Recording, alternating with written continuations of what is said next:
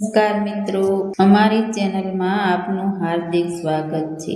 એક દિવસ અર્જુને શ્રી કૃષ્ણને પૂછ્યું કે હે કેશવ, મનુષ્યના જીવનમાં સૌથી શક્તિશાળી શું છે? મનુષ્યનો પ્રયત્ન કે ભાગ્યની રેખાઓ? ત્યારે શ્રી કૃષ્ણ મંદ મંદ સ્મિત કરી બોલ્યા કે હે ધનંજય, મેં ગીતાનો ઉપદેશ આપ્યો, ધર્મની સ્થાપના કરી અને અધર્મનો નાશ કર્યો।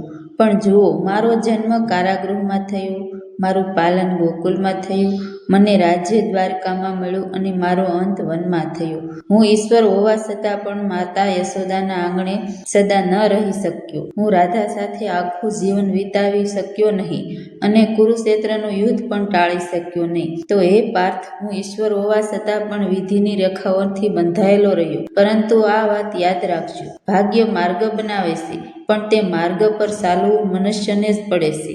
વિધાતા લખે છે, પરંતુ સાહસ અને કર્મ મનુષ્યના હાથમાં જ હોય છે।